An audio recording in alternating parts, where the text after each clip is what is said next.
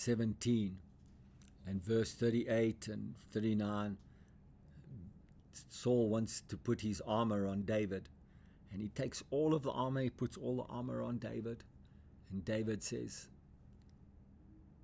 he took them off. He says, I have not tested. I cannot walk with these. I can't even walk with these things. I haven't tested them.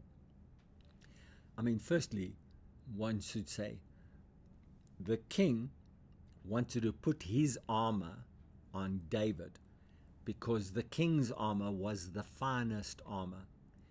He also recognized that the king's armor would represent the king, would carry the authority of the king. But the king's armor was the finest armor. It would offer the most protection.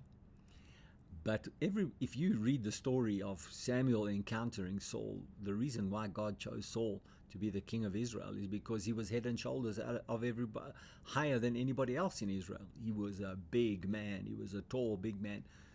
So obviously David had to be a fair-sized man himself. Otherwise there wouldn't have even been, I mean, you couldn't put a 5'5" guy, even think about putting him in a 6'5" man's armor, or how would you say it, 175 centimeter person to 185.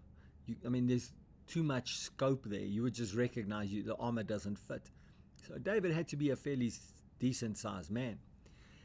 But when he put it on, he said, I can't wear your armor. So the king wants to put it on him. David wants to take it off him because it's not tested. So what is it that David had already tested? David had already tested his covenant with God. David already tested himself that the thing that I killed the lion and the bear with was not armor.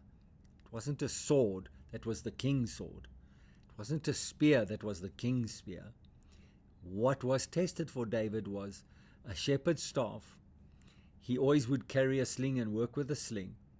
He might have had a knife with him to whittle away things, to do things, some form of other weapon. But the things that a shepherd person would carry around with him are very little. I mean, it's really a shepherd's staff and a sling. Those days it would be a sling. Very seldom would they have any other need for any other thing to walk around with. And so David is immediately, when it was put on him, he proceeded to take it off him. And so this to me tells a bigger story. There is a system out there, and there are people's views out there, and there are processes. There are people say, if you do these 5 things, if you carry out with these 7 things in mind, if you do this, and these things are the things that will make you successful. Again, I want to say to you, those are good things. I mean, the king had an armor. It's a good thing to have armor when you go to battle. I'm not saying that armor is not a good thing. But for you in your life, you got to go with what God has given you, not with what other people, circumstances, organizations, patterns, principles. Those things may not work in the thing that you've got to do for God. You got to go with what God gives you to do.